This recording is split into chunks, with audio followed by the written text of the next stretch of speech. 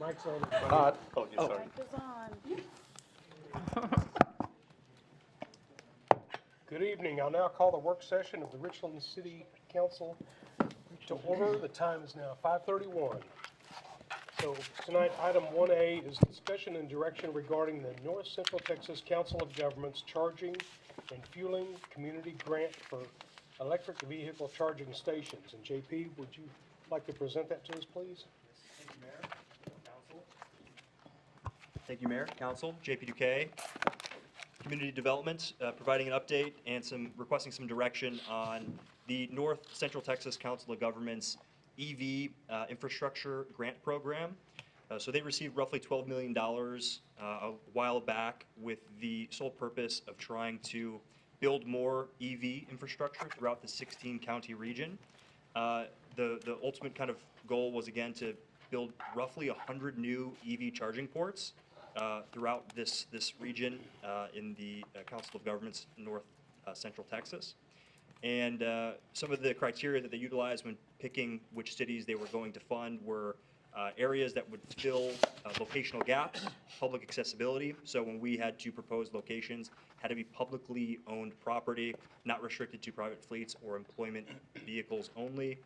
Regional distribution, and so essentially making sure that there was equitable distribution of where these EV charging ports were going to be located throughout the 16-county region.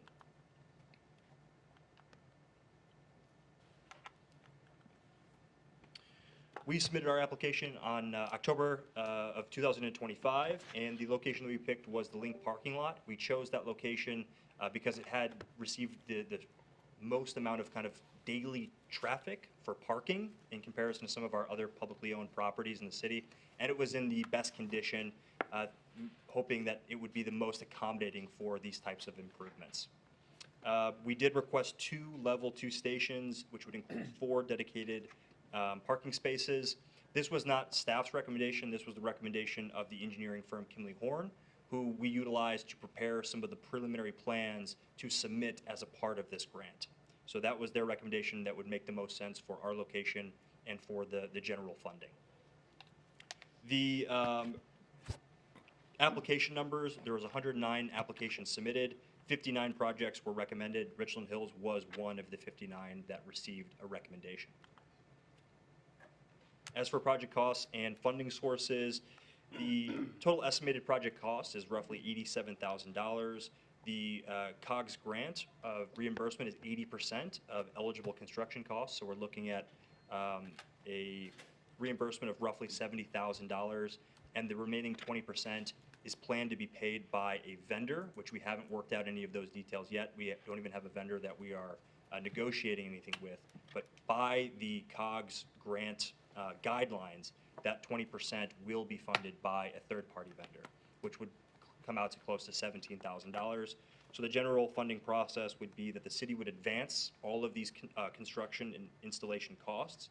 Then COG would reimburse us 80%, roughly $69,000, and then the vendor would cover that remaining 20%, close to roughly $17,000.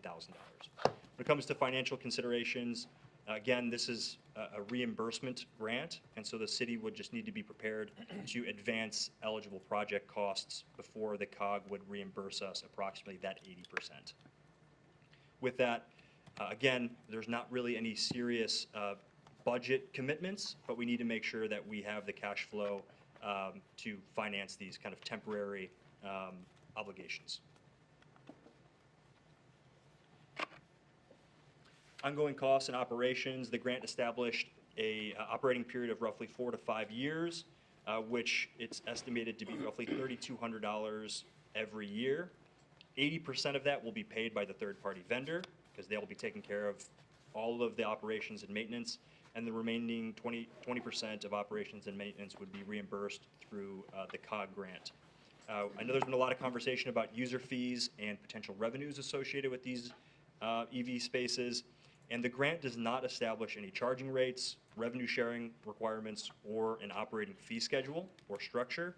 These terms will be negotiated between the city and the selected EV charging vendor following council authorization. So essentially, if this third-party vendor is going to be handling the bulk of operations and maintenance, not only over the next 5 years, but however long we enter into an agreement with them, they're obviously going to want some level of return on investment and some funding source to pay for those.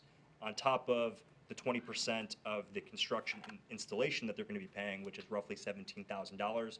So we would have to work out some agreement with them as to what those user fees will be for people to use these spaces. And again, any of the revenues associated with those users, again, we don't have exactly a breakdown of what that'll look like, but that's something that we'll have to work out with the vendor, and you would assume that they will be requesting the overwhelming majority of whatever those revenues are. Yeah.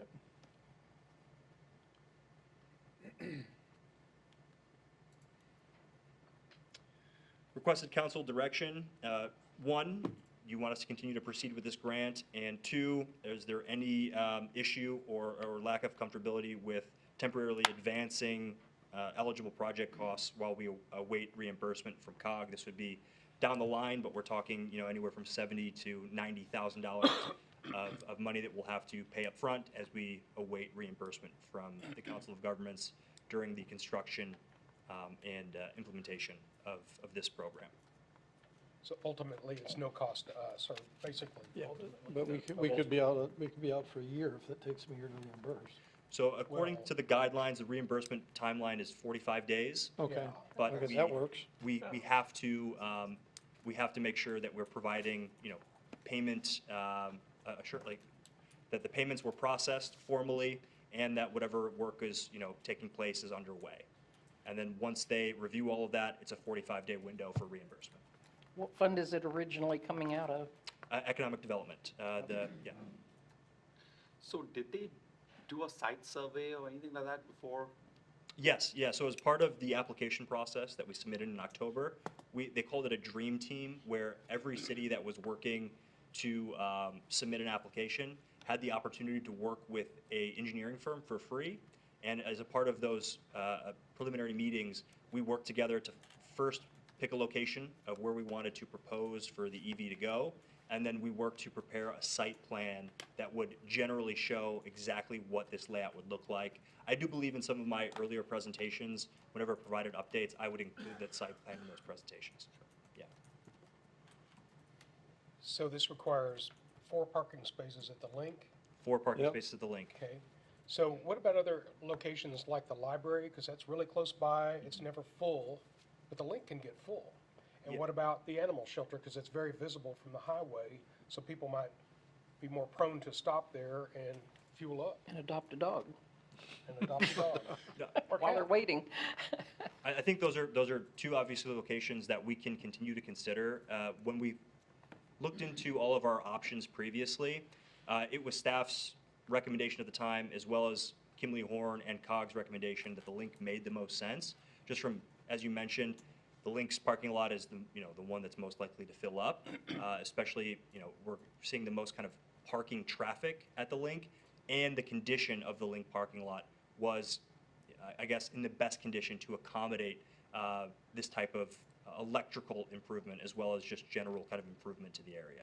Where the library parking lot would probably require a more substantial kind of paving plan that would be out of the city's costs. We'd have to do more work and probably run more electrical in that area in order to get to the necessary location that we'd be looking to. Well, And I yeah. like the idea of doing this, because there's a lot of people getting EVs around here. I'd like for y'all to talk with Eric too, just to see what his thoughts are about taking up 4 parking spaces as opposed to putting them over on the highway where it's visible and less likely to have any vandalism, I would think too, because it's so visible and it's lighted up over there too, so. And we are working with Walmart actually right now. They are proposing to install, I think, 6 to 8 EV charging, not ports, but parking spaces. There'll be 2 to 4 new EV ports or stations with, I think, anywhere from 6 to 8 actual new parking spaces on the far western side of their parking lot. Do we know anything about the profile of those? Are they, Are they the rapid charge, or are they the level 2, or? I don't have that information in front of me.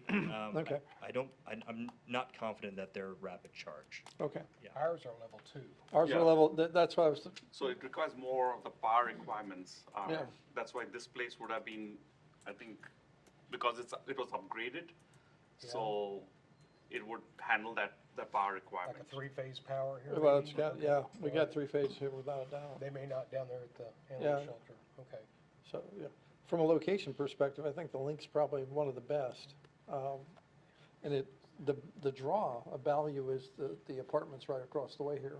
Because EVs in an apartment typically don't wind up having a charger available. So from getting the most traction, Yeah. this site has a lot of benefit. I'll bet they're used. They would be, yes. Okay. So, Well, I'll tell you what my concern will be, and this is when we negotiate with whatever vendor, is just to make sure we keep not having to be on the hook for something, because I don't want them to come and say, okay, we're expecting, let me just throw out a round number, 5,000 a year, and then they say, well, this year we only made 4,000, so Richland Hills, you need to go ahead and give us $1,000, because we didn't make our 5,000 minimum. That's the only thing I want to make sure, and that's not really part of this grant, it's when we negotiate with whatever vendor, but that's what I wanting to make sure doesn't happen. Understood. Y'all have anything else? No, I Okay. think it puts Richland Hills on the map. It does, that's true. You know, because in every car, EV car, Oh, you yeah. see when you want to go somewhere, it'll probably Yes. route you to the closest one, and it'll be Richland Hills where you would not get this previously. So when you have a map like that, does it tell you that it's already in use? Or Yes. anything? Yes. Okay, it Yes. tells you that too. Yes, That's nice. it tells you that too. And the thing is, with these EV charging also, you don't keep it there for too long. So it's Yeah. maximum like 10, 20 minutes. And after that, they charge you a surcharge if you're there for too long. So you got to do it and then leave. You got to charge and then leave. Well, So I remember when we first brought this up, we talked about it, possibly being a little bit of benefit to the Link. Go and, you can wait for your vehicle to be charged up and then, go work out some, so, yeah. I don't see any other, city-owned rec centers wanting to think like that, but I think it was smart of the city trying to look at, outside the box to try to get something like that in. And what you'll see as well is, unless it's like, you're parked in a coffee shop parking lot, a lot of the drivers, if it's only 10 to 20 minutes, will just sit in the car. That's not an Right. uncommon. Yeah. Right. Yeah, Yeah. unless they're older drivers, in which case they get out and talk about their cars. Yeah. But it sounds like we've got a consensus that we should move this forward. All right. Good deal. Thank you. Thank you. Appreciate you. All right, we'll now discuss the remaining items listed on tonight's city council agenda. No formal action will be taken during the work session. Each action item will be considered during the regular session. Jason, is there some items that you want Yes. to talk about? So I'd like to go through item 11A, 11B, and 11C at this point in time. I've got a PowerPoint slides for each, we can discuss this as a work session before you get to those new business items later. So kicking it off with the certified appraisal roll. This vote that you have on your new business tonight is just to accept the values as presented. And so we get those values from the appraisal district based off of, the different estimates. Starting in April, we get like our initial estimates. Then in May, we get an update. In June, you get an update. We're required to receive the certified roll by July 25th. We got them actually a little early, like July 14th, I think, and then they did a correction to everybody's on July 25th. So we got them over that weekend. So that's, and there's still some numbers that are under protest, and so we have to do a couple estimates based on that. So Vicki Rodriguez is here, who is our finance consultant and expert on all things accounting and tax rate and budgeting, and so she's been helping us through this process. She actually performed the tax rate calculations. There's a form that you have to fill out. It's pretty complex based off of the data that's received from the appraisal district. And then we also had the Tarrant County tax assessor, tax collector's office also perform a calculation to see, to ensure that we are accurate. And so we received that as well, just actually today. So this is, again, just accepting what's in those appraisal reports. So if you look in your binders, and what was attached to the agenda is the certified appraisal roll. And so I'll start by just kind of going some highlights for you.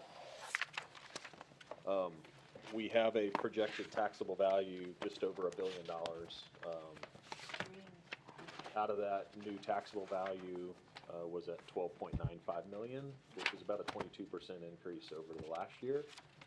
So when you're calculating your tax rates, if you remember, your no new revenue rate is based on what you collected last year, not collecting any more revenue the next year. And then the voter approval rate is a 3.5% growth in your existing taxable value. So it separates out your new new construction tax. So that's why that number is separated out. There was so the taxable value is 1.093 billion, and the total market value is 1.295 billion. From 2025, we saw a significant decrease in taxable value, and I'll talk a little bit more about that, but that was specifically for commercial business personal property. That wasn't the one business that we all know about that's left the city. It's just a combination of the way that those were appraised. There was a new law, state law, that House bill that exempted 125,000, any business that has $125,000 in personal property value or less is now exempt from paying tax on that. So unless you're a larger business that may have, servers or equipment or on-hand goods that are shipped longer, or that sit in your building or warehouse longer than 175 days, those are going to be taxed under the inventory or personal property tax. So this value has significantly decreased over what we had last year. And that's caused a change in how we calculate, or what you'll see on your tax rates as we move forward. So you can look at the difference on this chart on the screen from 2025 to 2026. So we went down about 6.95% in the actual taxable value. And because of that when you have a lower tax value, the rate has to go up to accommodate for the same revenue that you brought in last year. One of the things you'll recall, and I think the residents will note, is that their appraisal that they received in April, even if they went through the protest process, the appraisal district is not reappraising for 3 to 5 years. So their tax statement should say the exact same value that they had last year. So really it's what we're seeing the change on some the commercial values and any changes there. So you can see after we adjust the values in that middle section, adjusted value used for the rate calculation, that's where that $81 million change is. And so we use that to back up into the no new revenue rate, the voter approval rate, and the proposed de minimis rate. So just for everybody's clarification, the de minimis rate is taking the no new revenue M&O rate. So that is the maintenance and operations portion of the rate.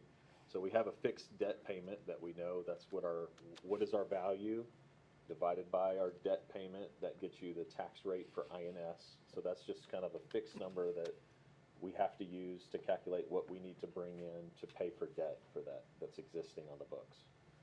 And then if you have any debt that's being proposed to be issued that same fiscal year. But the no new revenue M&O rate, you add a rate to it that would generate $500,000 in value, in revenue, and that's what's called the de minimis rate. And so the de minimis rate for us, the total tax rate, so this is M&O plus INS, that's the 609494 per $100 tax value. You can see the voter approval rate, which is the 3.5% growth. So that's what the state allows you to go up to. Our de minimis rate is higher than that voter approval rate. So as long as we don't go above the de minimis rate, it doesn't trigger an automatic election for that. There are considerations for petitions to go up to the de minimis rate.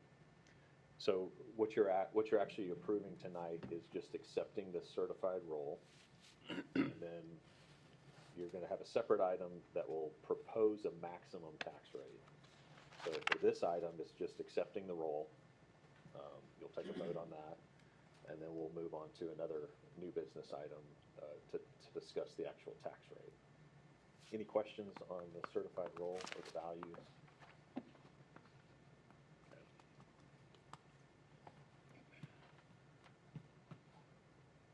The reason that we're proposing the de minimis rate is to consider the gap of the sales tax loss that we had from our major business that departed the city, which was around $3.5 to $4 million in total value across sales tax and property tax.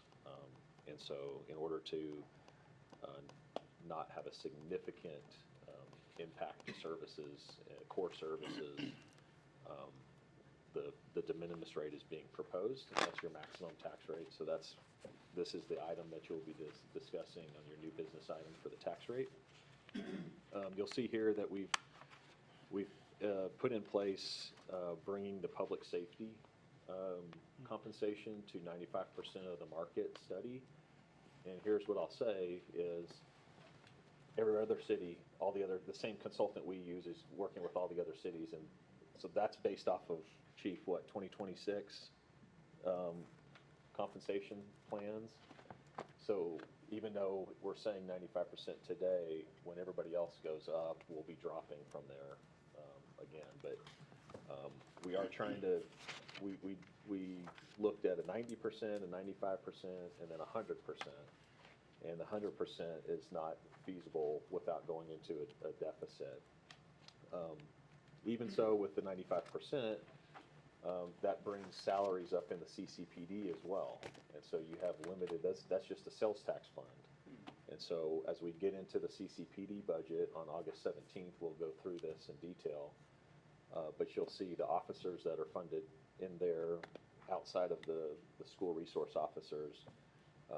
We are actually going to be using fund balance to cover the gap for this year.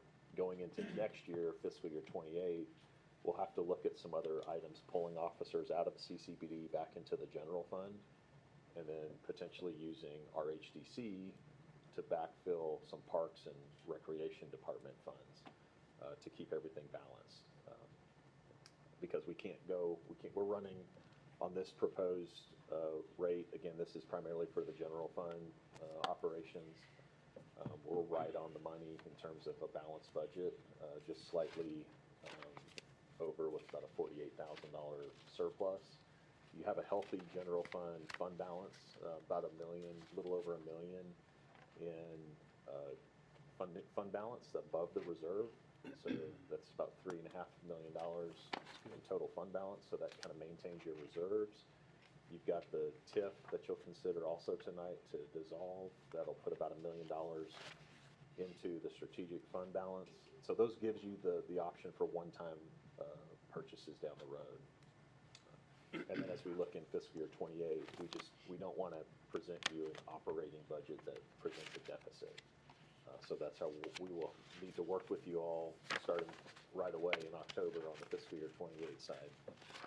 But to go back to this, the de minimis rate projects a general fund revenue 10.31 million. Again, this is very conservative sales tax numbers as well.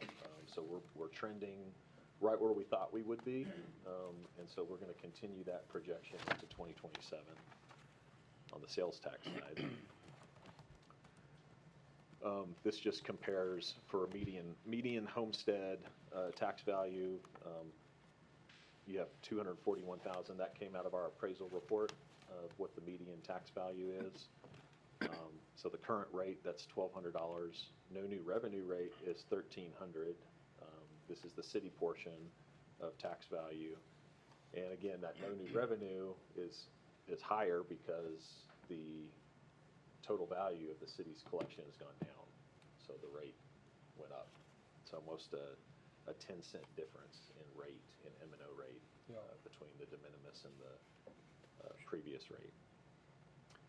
The proposed rate would be about a $1,400 tax bill for the de minimis. Again, you're not voting on this tax rate tonight, we're just presenting it to you as a maximum tax rate, and you'll discuss the actual, where you want to be on the tax rate on August 24th. So there'll be a 24th. public hearing at 6:30 on the 24th, if you set that time and date later on, Okay. that you'll discuss that tax rate. The public will have a chance to have a public hearing as well. Okay. So as part of that strategy, with the de minimis rate, this is just kind of a bigger picture of where we are with property and sales tax.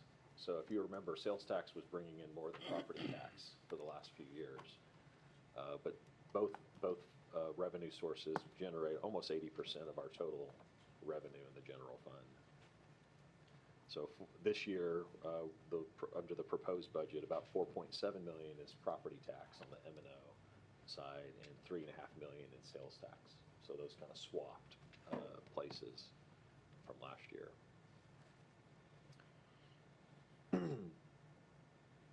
So public safety, as typical, with just about every city in the area, is about 54% of our general fund spending. And again, if we go back to February 14th, when we had our strategic workshop, we talked about what are some of the things that we needed to protect. And those were public safety, quality workforce, economic development. And so that's kind of the theme, if you will, of what we're doing in this budget. Making sure public safety has the tools and things that they need to maintain the quality of services that they provide. The Crime Control District also adds another $2.1 million in their fund. That's on top of the public safety number that you see in front of you here. So total funds for public safety is just over 7.7. This is just a breakdown. So we're saying the 95% market option, it's a $227,000 retention investment. And so when we've surveyed other cities and we've looked at what other benefits and holidays, and we've gone through in detail what other cities are providing for their public safety employees. Going from what you've adopted in the past at the 90% up to the 95 that's the $227,000 difference. And so staff is recommending that you consider that compensation for public safety. For other employees, as we did the compensation for civilian, we still are in that 90%. There was a couple positions that we may have to look at, but overall, the city's in good shape with civilian employees compared to the market. It was really, public safety plans were significantly under. Any questions on this particular portion budget? Yeah, I think it's good that we're going toward our goal. I'm just curious, do the officers or the firefighters, do they leave because they're not being paid enough? Or is it just want to change, move to a different area? Just curious why they, because Yeah. seems like we have a pretty solid core group. I know fires really suffered, had some, not their own fault, so anyway, but just, I think on the recruitment side, Yeah. the way our step plan is today, Chief, feel free to come up here, or if you've got a microphone. When we bring in an officer, I think they're coming in sometimes at a higher pay than some of our officers that have been here. No. So like, we're trying to make sure that adjustment Yeah. is made in this. that's not, So we've added a recruitment step, is that right? Like a dedicated recruitment step? Yes, sir. So part of this, this plan is to address some inequity issues, so that we have a recruit step for those that are in the academy. They're paid at a lesser rate than those that have completed the academy and come on in the field training program. So it kind of addresses some inequity, but to answer your question, yes, we do lose officers. We lost just a few, I can think of 2 to North Richland Hills, 1 to Fort Worth, 2 to Bedford for more compensation. And so, I mean, part of that is for opportunity as well, because they're larger departments. But compensation is a big, from a recruiting and retention standpoint. They're comparing us against everyone else around here that's hiring. So they're gonna take our step plan and compare it against, others, so. Okay. Thank you.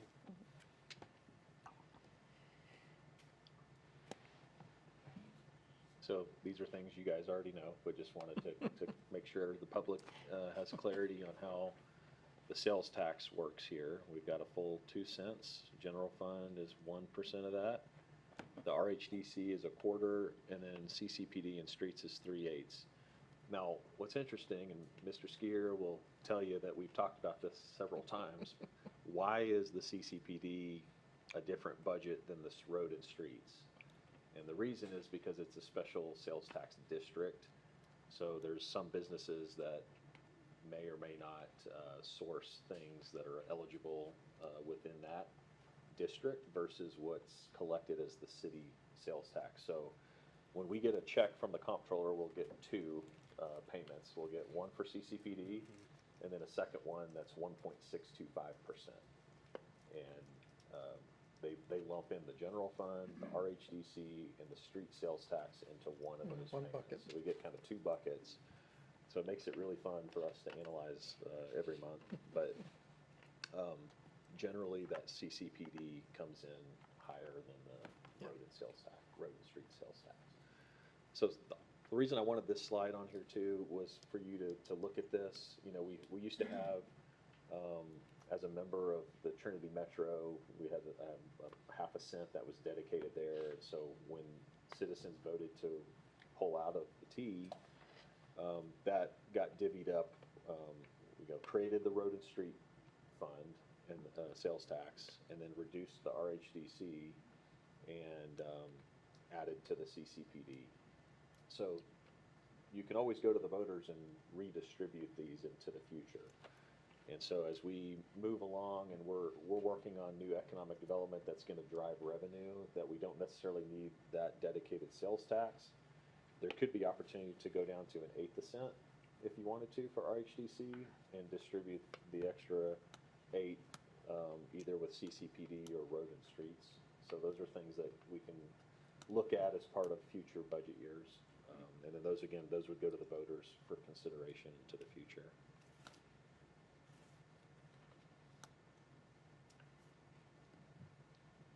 So we do also, we wanted to make sure that the streets had appropriate attention.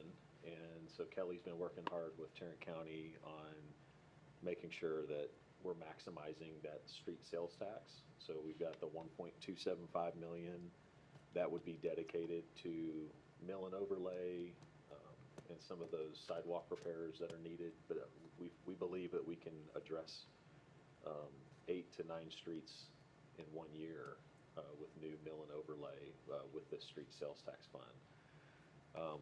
Rosebud, the reason this is on here is as part of this budget that we'll propose, it's a carryover from your restroom building project. It will actually be funded in the 27 budget year. So that's just being moved over from 26 to 27. So that's why that's there. And then ERP, this is just to remind you, we are under a major financial utility billing, even some of our workflows for community development permits with Tyler Technologies.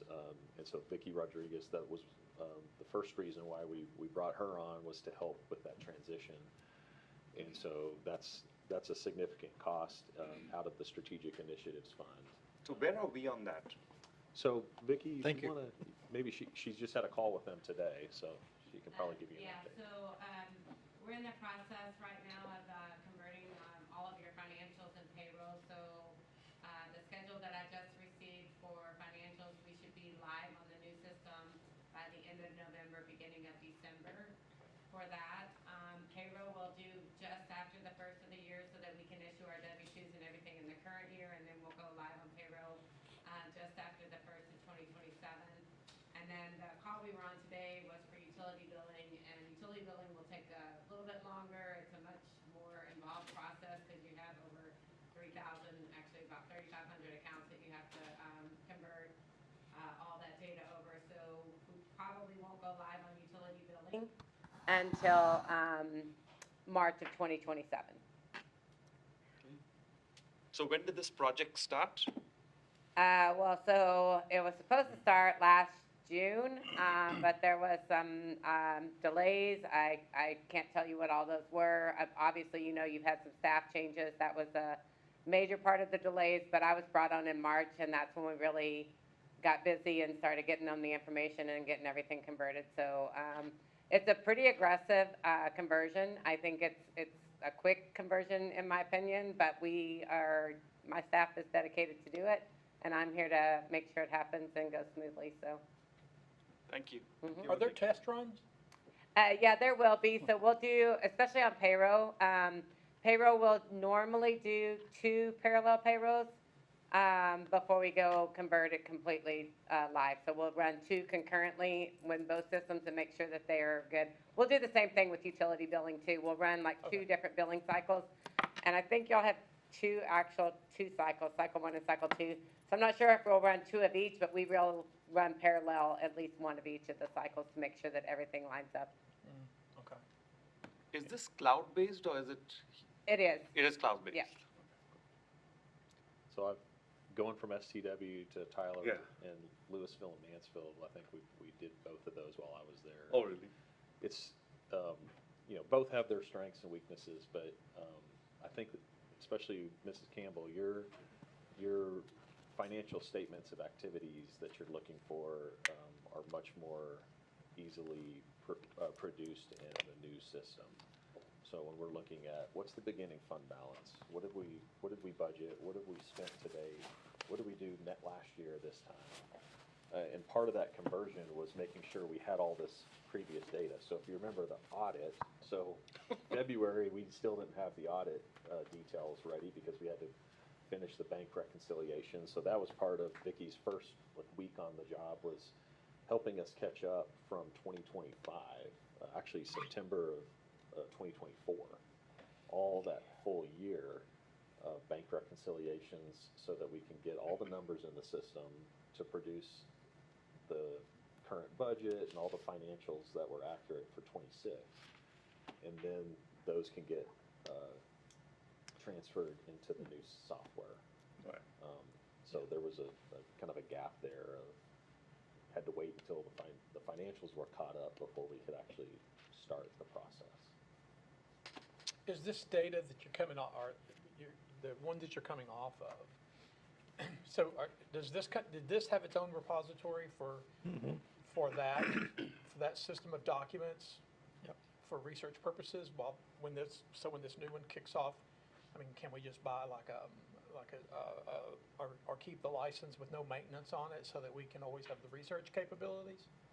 Vicki may know the answer to that. So I just had I've been emailing somebody with STW today about when we're migrating to the new system and how long that they would allow us to keep maintenance on the current system. And I don't have an answer back on that yet, but I think that we would still have access to our data. I just don't think that they wouldn't do any more maintenance on the system. That's right. So if there was ever a problem and for some reason we couldn't get to our data, then they wouldn't do any kind of stuff on that, right? Yeah, I wouldn't expect you to pay the maintenance on it, just, Right, just to have it, but keep it for I research. did ask to extend the current maintenance contract till at least March of 2027 until we go live on utility billing, just to make sure that there's not any issues, and I'm waiting to hear back on an answer on that. Okay. Yeah, So. we were end of life on that system, so they're terminating they're pulling all support. Yeah, they're sunsetting this STW system December 31st. No, So, yeah, but- I understand that. but- I just want to make sure that we have the capability with some repository on that in case something were to happen, it would. Yeah, and I will tell you, Toto Verde has taken all of the backups, so every time we do a data pull, they send me the backup tapes, and so I'm making sure I keep those so that at least if we have to, we have some way to get to our data. Okay. Yeah, we need a Awesome. snapshot of it and just keep it. Yeah. We will do that before they sunset it for sure. Okay. Well, and we have that software, right? That is on our servers. It Yeah, is it on is. our Quite a- server. Yeah, so, Yeah. you're right. We don't have to worry about it going away. It's in our pocket.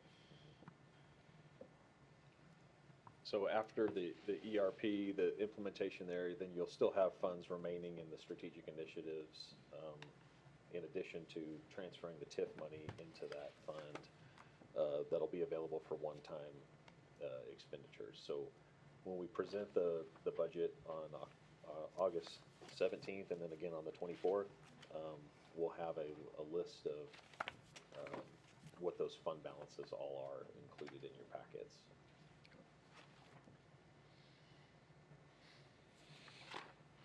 These are just some of the fund balances that we're proposing right now to cover some of the gaps. So 608,000 in the crime control. You have over 1.5 million today in the fund balance crime control. So we lost significant revenue based on what was budgeted this last year. So we're going to use the fund balance to cover that gap for fiscal year '27 and then restructure some things with other funds going into '28. The utility fund has a $295,000 fund balance, and that's really a result of not doing anything with our utility rates. Right now, we've got some pass-throughs that are going to go up, and so we have the ability to increase revenues based off of the study that we did. And so we're going to present those to you in end of September, October, so that you can decide if you want to change any of the rates based on the previous studies and then where we currently are. If you recall, those studies by Wildan were done with the idea that we were going to be issuing debt for different projects and then transferring those revenues over to pay that CO or tax-supported debt. And so that hasn't been issued. And so that was one of the recommendations, was just to keep the utility rates where they are right now. And then on the utility side, so one of the things I'll go back to real quick is the vehicle replacement fund. And so we have that 634,000. Those are transfers from the general fund, the CCPD, the utility fund, transfers into the vehicle replacement fund, and that's what we're paying on the lease. So it's, I'm sorry, not, the 634 is not the lease, it's 405,000 or so. Is what the lease payment is, but then we get equity as we return cars, and this will be the first year that we'll actually, I say the first year, this will be the most recent year, other than maybe 3 years ago, that will receive a good chunk of equity that'll draw that value down. The balance of that is, the other 230,000 or so is other equipment costs that we may be purchasing, but then also fuel. So fuel costs have significantly gone up. But my point is this is under the M&O side of the budget. So prior years, before we started this fleet program with Enterprise, we would pay for fleet out of the INS side, typically, because it's capital purchases. So we're looking to try to restructure our agreements to allow us to move it from the M&O Back over to Enterprise. And that just gives you a lot of capabilities going forward on how to fund that. So we've left it in the operations as of right now because that's just the current structure. And then once we understand if it's possible, we'll work with bond attorneys and financial advisor on how to move that over if we can. So the Richland Hills Development Corporation is showing that 103,000 of fund balance covering the expenditures over the revenues, and that's primarily because of the Rosebud Park improvements, and then we have just additional one-time costs that are coming out of there. But we have a over $3.5 million fund balance there that's in that fund that could be used for parks, recreation, economic development, anything the state says that type B. Can be useful. All right, so kind of a summary slide here.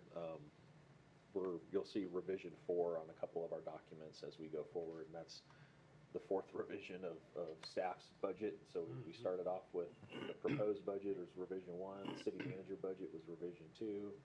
We went into revision 3 to add in some of the public safety and one-time things, and then the revision 4 was kind of our final proposed budget to you.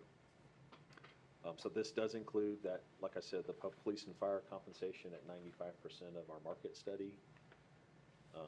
It does allow for some general fund balance, and then the closeout of the TIF into the strategic initiatives.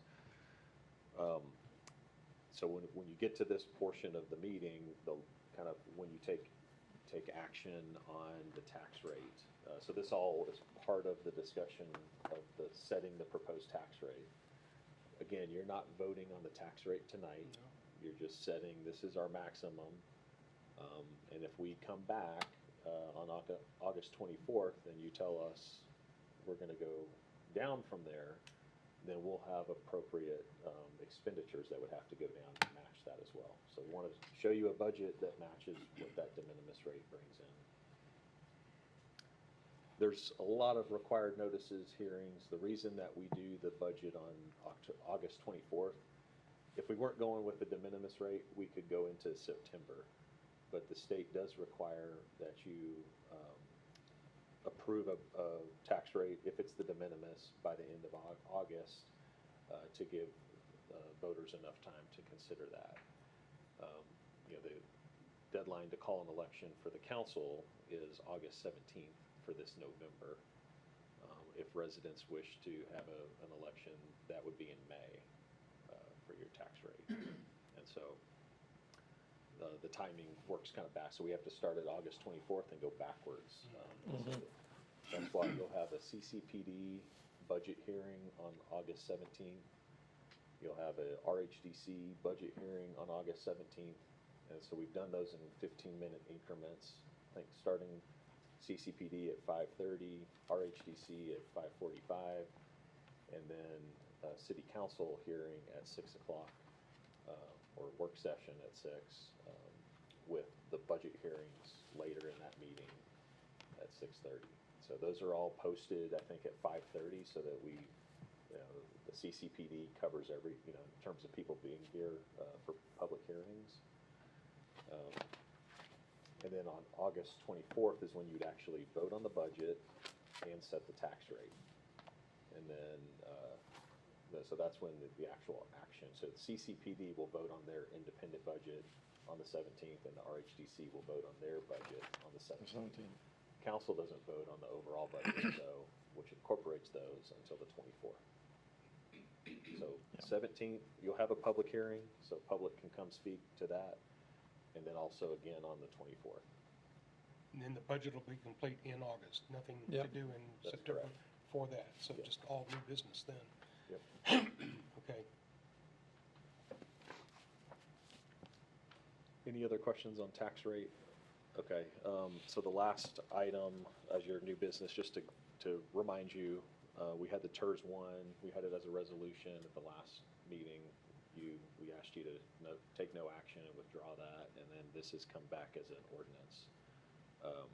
So what the ordinance asks you to do, or what this memo asks you to do in your packets, is to terminate the TERS, but first ensure that we have all closeout conditions met. We don't have any outstanding obligations. We don't have any because we don't have any agreements or any debt tied to the TIF. So you're okay there, but we'll still have our finance folks help certify that. And then we are proposing to distribute the county portion based on the percentage that they generate annually to the city, to the TIF. Taking that same percentage, which is about 11%, and applying it to the fund balance. So you have 1.136 million in fund balance, And so we would say 136,000 goes to the county, and then the rest stays with the city. So you have about 1,002,000 that would roll into the Strategic Initiatives Fund. And then we'd write a check to the county for 136,000.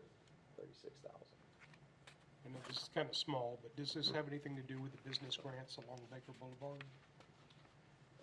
Business reimbursement grants for, It could be Besides- used for that, We could still- absolutely. okay. Yeah, so once you put it in the Strategic Initiatives Fund, you can use that fund for those one-time yeah, grants or projects. So it doesn't take away your ability. okay, that's The- what I was. The main reason make for sure. a TERS is to capture another tax entity's values. So when you have the county involved, you know, we were getting about $80,000 a year from the county into the TIF. The rest was coming from the city's increment plus our sales tax increment. So we had 89% of the funds every year were coming from city funds. Yeah. So that allows the city to capture and maintain those funds going forward into the general fund. But then using that as one-time purchase options for capital or one-time needs. I think we were putting those out of, those business improvement grants were coming out of our HDC, weren't they, already? So, but yeah, if we can pay for them out of the strategic fund too, we can help as many businesses as we can.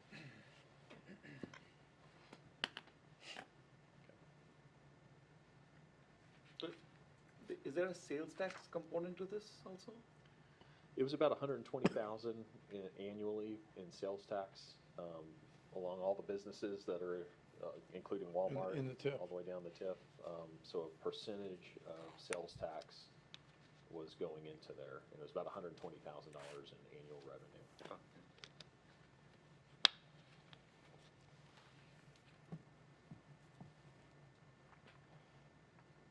So, do you have any other obligations that we need to? No, nothing. No other obligations. So there's been talk about, continuing the Baker Boulevard sidewalk and, the curb and gutter that we basically terminated at Hanley Eaterville, but continuing that to the east. That could be a future project with landscaping. Of course, that adds O&M costs that you have to consider, like the irrigation, the weeds pulling, and, just the landscape maintenance that goes along with that.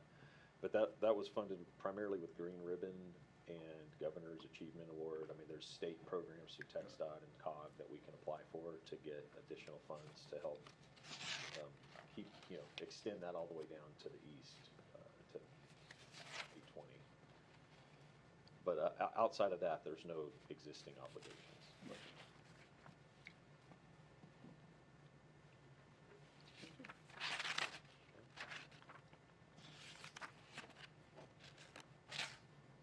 That's all I got. Okay, y'all have any other questions? Okay. All right, y'all, let's, I will request that as we go forward, that breakout by fund, that we keep representing that, and that we make, I don't know that many people are aware that those funds have, the voters have said, you spend this money on this purpose, and we can't move it otherwise. And I don't know that, a lot of people don't realize that they've done that, and that's the rules. So I definitely appreciate bringing that forward again and again so that more people pick it up. all right, very good. All right, this portion of the meeting is complete, so let's take a quick recess until 6:30. Okay.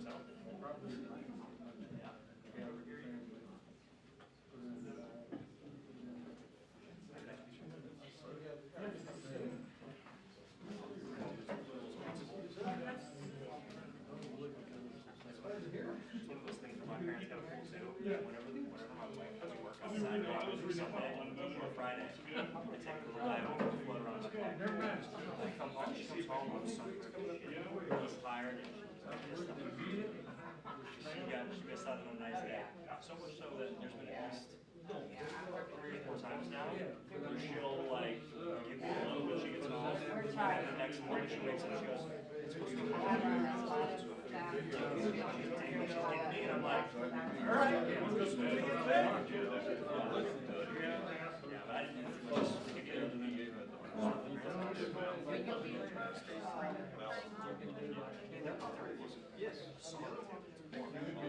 yeah, it was really good when I jumped in the first time. You gotta get some posts running.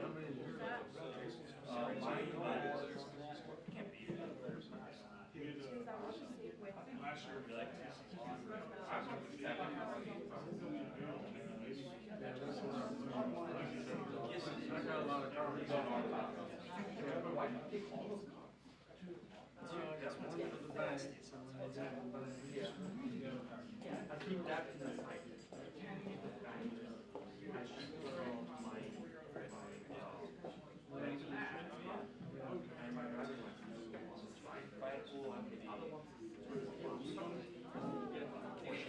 Once a week that I can.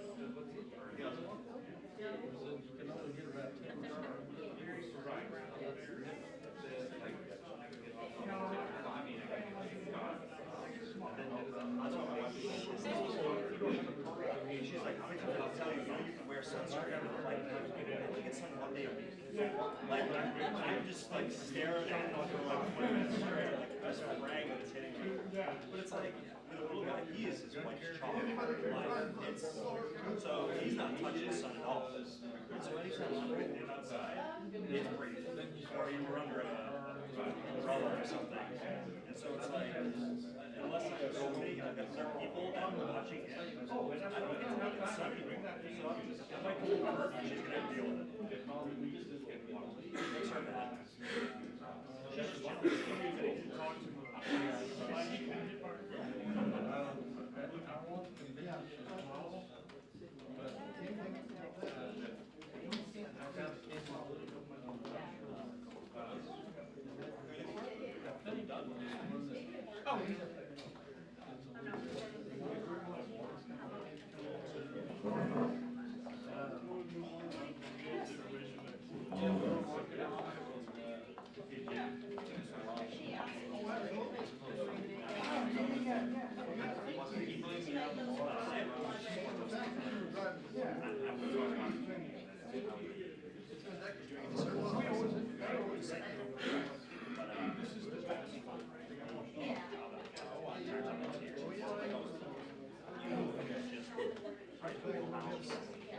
Really good offer.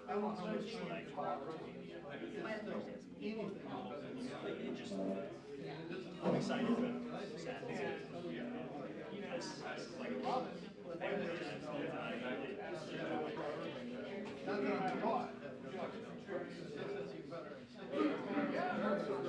yeah, she's like, I can tell. I go lunch with her today, and I got she doesn't want me to I don't think right now.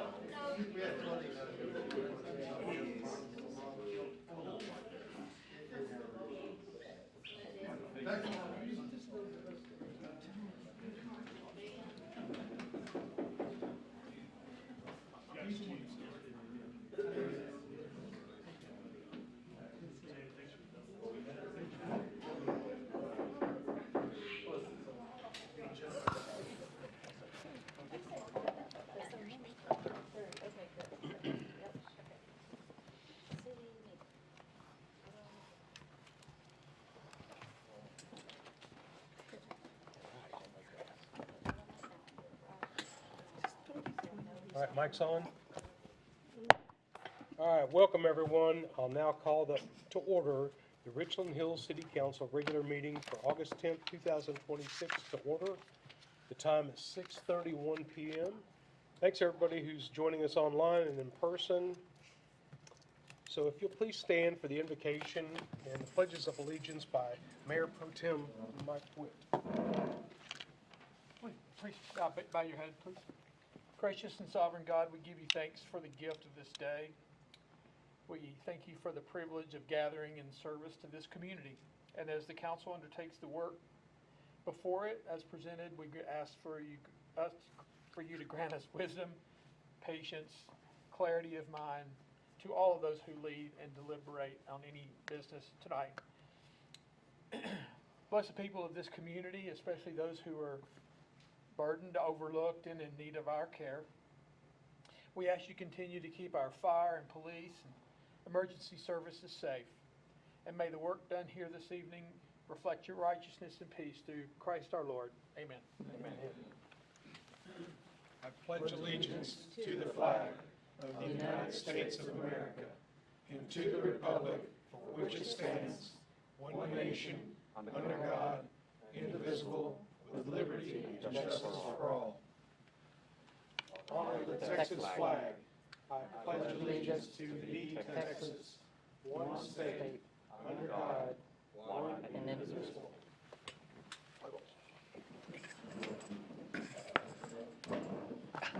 All right, so tonight we get to recognize Cynthia Mendieta, that I got to,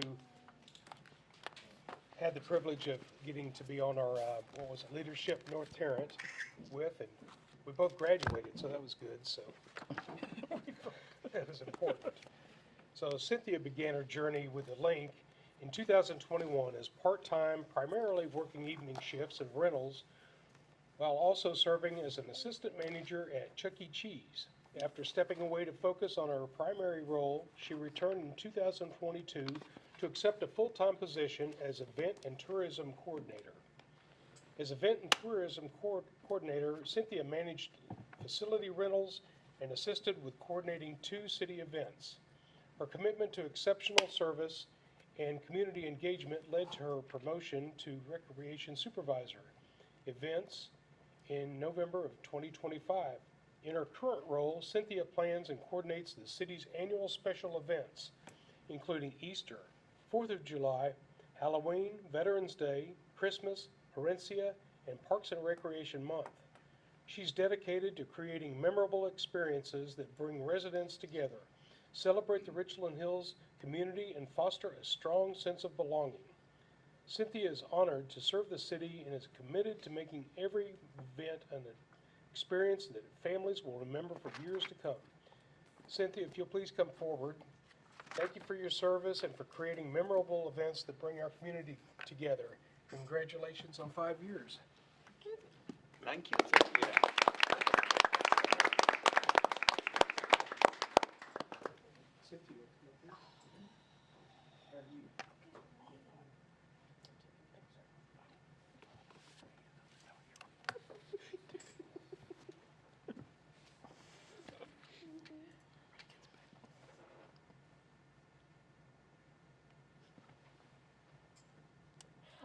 We need a like backdrop that comes from the ceiling.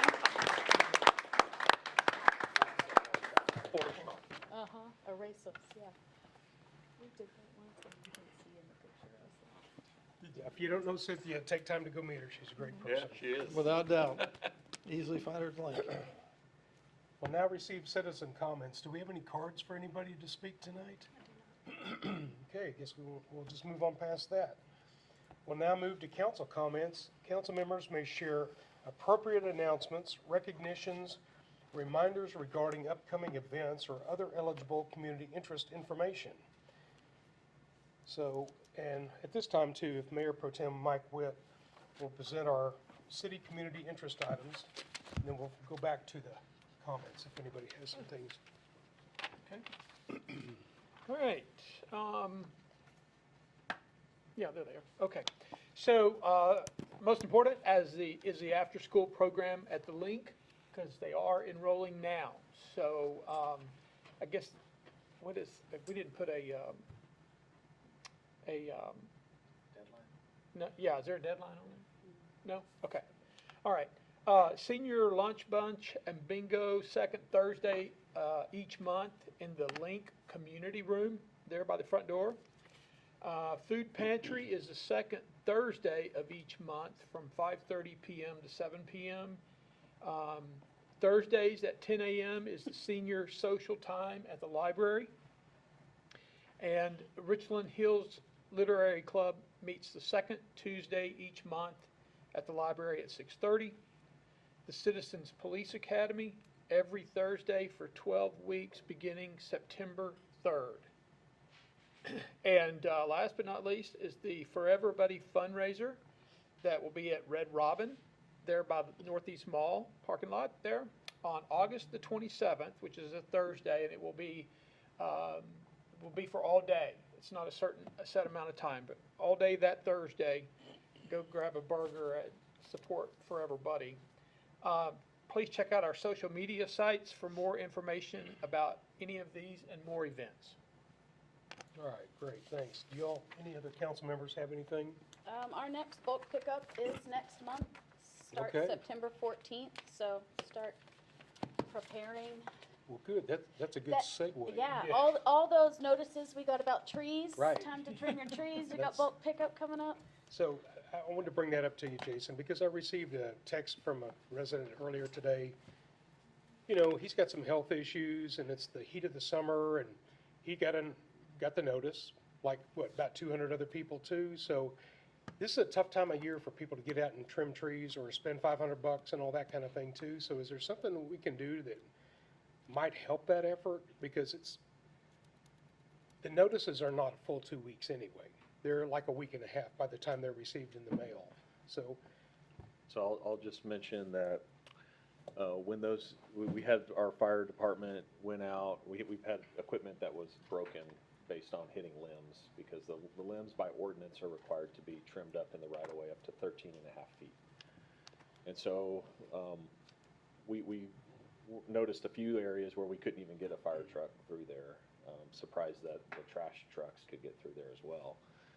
So we decided as a group, and I apologize for not sending this to council directly first, but what we did was send out over 200 notices, just to people saying, mainly we had a letter from the fire chief, and then also here's the backup letter that shows that it's actually an ordinance. But the idea was not to go write everybody tickets. We don't have the ability to manage 200 abatements or citations or Right. things like that. The intent was to get as much compliance as we could with folks that could do that. But for the folks that need help or can't, those are things that I think the city, we can work through with Public Works and our personnel, whether it's contractors, to help make sure that those pathways are clear going forward. So I don't believe anybody received a citation. It was mostly Nope. just a notice. We did a video. I think the fire department had a video with Public Works and asking people to help out with that. Because there are several streets that are just not even navigable. Well, I didn't get a letter, but I went out to try and trim my trees over the sidewalk, but I'm only 5'3", and I can't reach 13 feet up in the air. So can you send me a tall guy? But over the See what we sidewalk's can only 8 feet, right? Yes, over sidewalk is 8, Oh, okay. it's only 8. When I they still were need a ready tall to- guy. We'll go to Richland Middle and see if they got the I'll s- basketball team. Yeah, I'll send you my oldest kid and a pole yeah. saw. There you go. Yeah. So, That works. so do you think this is something that Public Works and maybe a private contractor could tackle throughout town just one time? Yeah, there could be, we need to Not investigate a that. forever thing, but it's the heat of the summer, and it's tough for a lot of people to get out right now and do this stuff. Mayor, we're setting a precedent that's not No, necessarily the sir, best. I said one time. I understand, you I said one One time. time, and we'll make that Contact very the clear. city if you're we do, having so. trouble and we'll I'm- make arrangements. Good luck with that. Yes, that's where I'm at, because it's, Let us do some investigative Okay, work Have them on that. Contact the city if they're having issues. Yeah, and we'll come up with a communication strategy, okay, and we'll bring it to you for consideration during probably the August 24th meeting, if that's Okay. okay. give you time to get that done, so no citations until then, right? Sure. Okay, Yeah. well, and that's a lot for code to have to follow up on too, over 200. Yeah. Plus their regular day-to-day operations too. yeah, Yeah. there was Facebook information on that, was That's just tough. absolutely a joke that we make money off code enforcement. And I don't know who thought that up, but we send people out at least twice, maybe 3 times, and 90% of them fix it. The ones that might get fined, they don't anywhere near cover the costs we've expended. However, keeping fire trucks working is important. All right, very good. Thank you. Well, I'll change the subject, because I've got one really quick. Okay. and anybody who has a student going to school, like Councilmember here, they know this, but August 10th is the first day for school for Burville ISD, or 12th, sorry, today's the 10th, thank you. August 12th is the first day of school for Burville ISD, so, you know, for those who live around the schools, who've enjoyed the peace and quiet, make arrangements. It's the first several days around any school School zones. it's usually hectic, because the new parents, you know, they don't know what they're doing yet, they don't know the flow yet, so it takes them a few days to learn, unfortunately, so, but yeah, make arrangements. Which is a great segue. I want to ask if we could possibly have, at least on the first day, if we could have PD at the intersection there, because now we got stop signs. Oh, where, at By your Hovenkamp and Popplewell? Now we have stop signs, which a lot of people are still not adhering to. It's the beginning of school. I would just say at least one day, Okay. at least one day, if we could have, you know, and for quite a while, because, you know, those cars start streaming through probably about 7:20, something like that, Yep. and last until, you know, a good 8:30, so. Not that they need to be there that long, I'm not saying that, but Yeah. I'm just, first day of school, Make On an that appearance. note, and the community interest items, there is a group getting together tomorrow evening at 6:15 at Richland Middle School to chalk the sidewalk for the first day of school for the kids. Just an event just for us to get some encouraging messages out for them. And then at 6:45, they're going to do a prayer time to pray over our schools. That's great. So that's it. That's really cool. The middle school tomorrow. All right. As far as the Citizens Police Academy goes, all the adults who had children in the junior academy this summer can sign up and they can experience the same thing that their kids experienced this summer.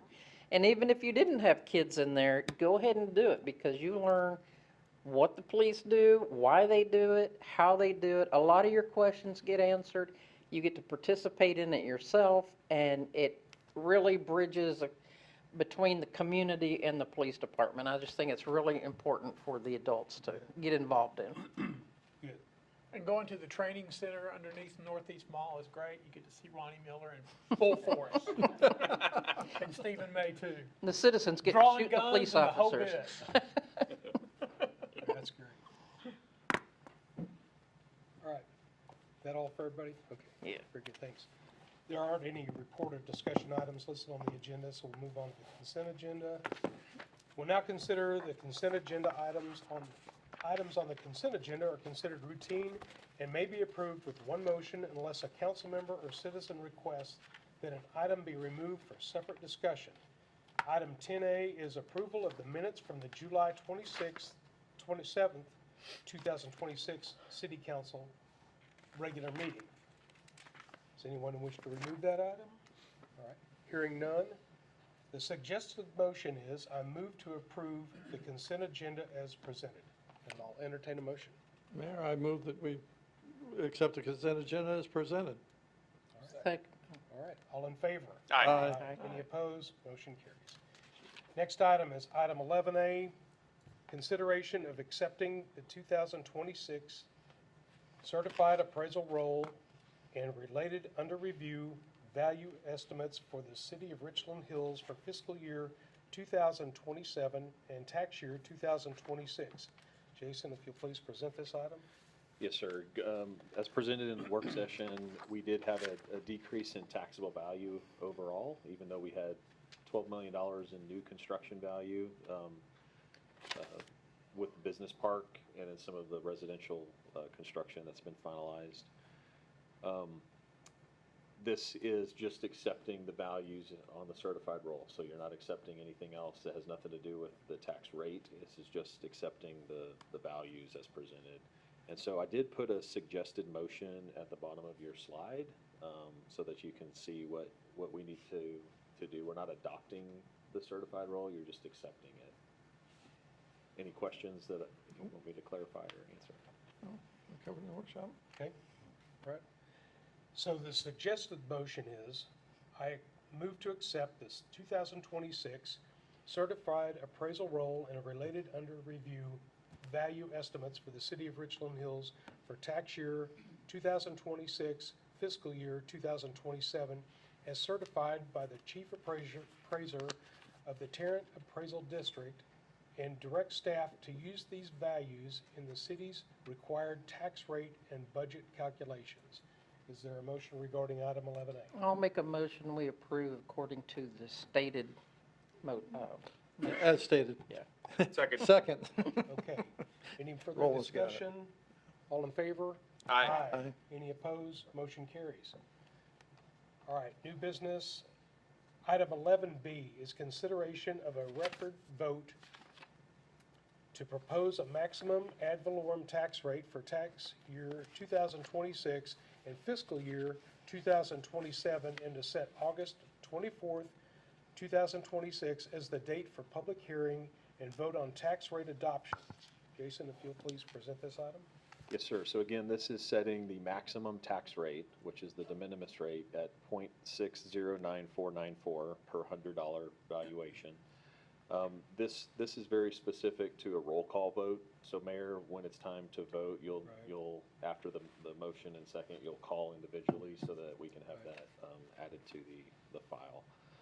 So again, this is the de minimis rate, which is above the voter approval and no new revenue rates. Happy to answer any questions. And then the motion is also provided on there that Okay. we need to be read. So if there are no other questions, the suggested motion is, I move to propose a maximum ad valorem tax rate of $0.609494 per $100 of taxable value for tax year 2026, fiscal year 2027, consisting of a maintenance and operations rate of $0.471099 and an interest and sinking rate of $0.138395, and to schedule the public hearing and vote on adoption of the tax rate for August 24, 2026 at 6:30 p.m. at Richland Hills City Hall, 3200 Diana Drive. Is there a motion regarding this item? Mayor, I move that we adopt that as you presented it. Okay. Is there a second? So second. Okay. Is there any further discussion? Okay. We'll do a roll call vote. Councilmember Malone. Aye. Allison. Aye. Mike Witt. Aye. Curtis. Aye. Aye. John? Yes. Athena? And Roland? Aye. Okay. All right, it's unanimous. Thank you. Next item, new business, termination of TERS number 1. Item 11C is an ordinance terminating tax increment reinvestment zone number 1, subject to completion of final closeout requirements, dissolving the board of directors, authorizing the proportional distribution of remaining tax increment funds, authorizing administrative actions, and providing an effective date. Jason, would you like to present this item? So Mayor, as discussed in the work session, this will officially close out the TERS based on our finance department certifying that there is no outstanding obligation. We'll roll the remaining funds, $1,002,065 into the Strategic Initiatives Fund, send the Tarrant County a check for $134,842, and that'll zero out the TERS balance and officially close by ordinance. So no future revenues for this fund. Very good. Do you have any questions on this, Sean? Okay. All right. The suggested motion is, I move to approve the ordinance terminating tax increment reinvestment zone number 1, City of Richland Hills, subject to completion of the final closeout requirements, dissolving the TERS Board of Directors on the certified termination date, authorizing the proportional distribution of the remaining tax increment funds, authorizing the city manager and other appropriate city officials to complete all necessary administrative and closeout actions, and providing an effective date. Is there a motion for 11C? Mayor, I move that we adopt the motion as you presented it. Need a second? Second. Okay. Any further discussion? All in favor? Aye. Any opposed? Motion carries. All right. Next item on new business is RHDC board appointments. On item 11D is appointments to the Richland Hills Development Corporation Board of Directors. The 7-member board consists of 4 council member directors and 3 citizen member directors. The current members are Curtis Bergfield, Travis Malone, G.W. Estep, Mike Witt, Doug Knowlton, Ray Stillwell, and Jorge Cisneros. Are there any council members that would like to be on this board? that- Mayor, I'll do it. Oh, okay, all right. Well, so we have some decisions to make then, so. I'll make a currently- motion for Roland Govez. Okay, well, that would take the place of. the GW GWs, so Roland.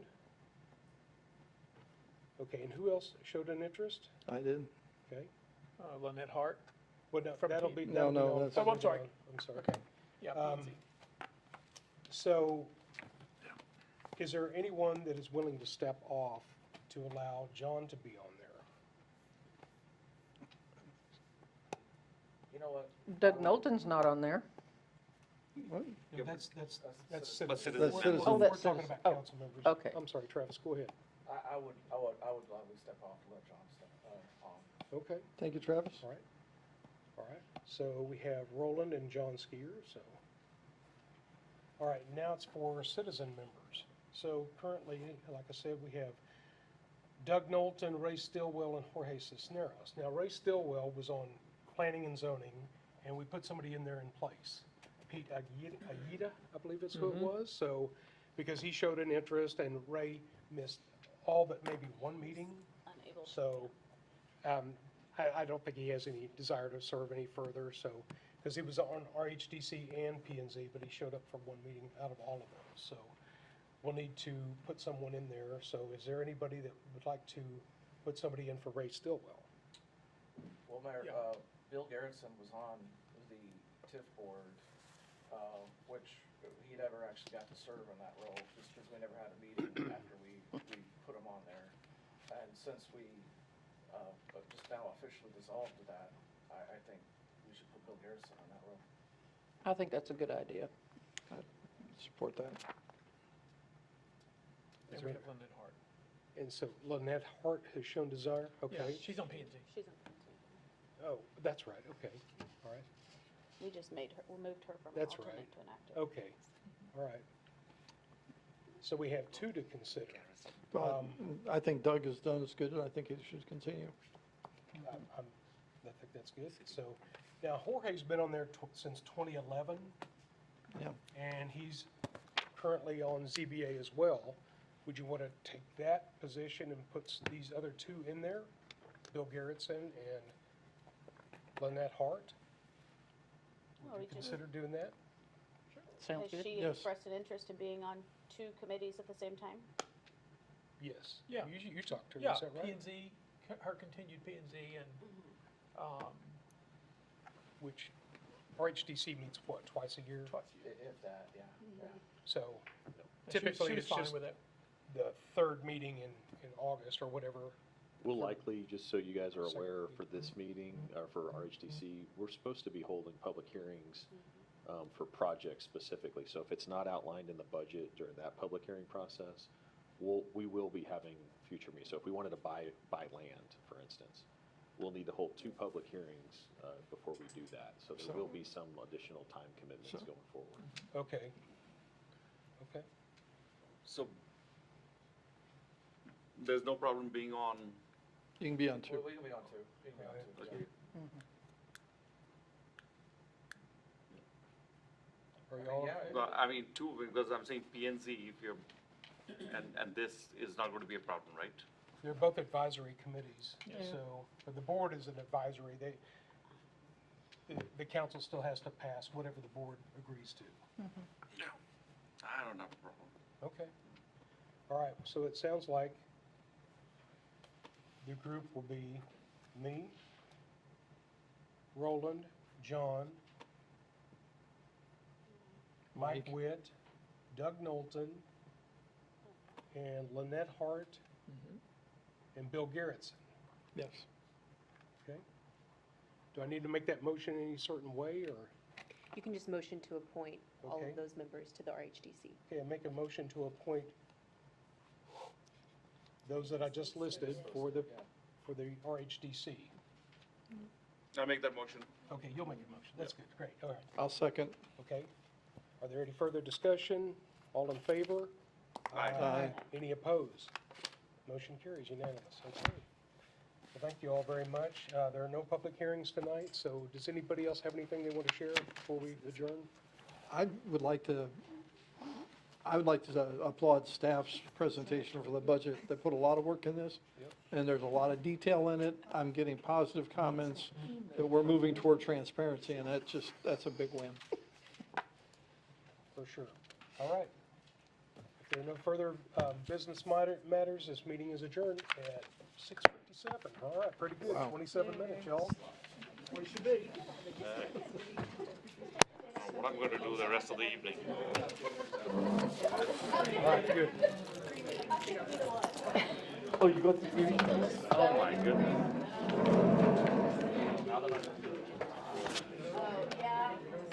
You teach math? I used to, Oh, we're, high school. Oh, that's Carrollton High School. a whole lot better than 7th grade.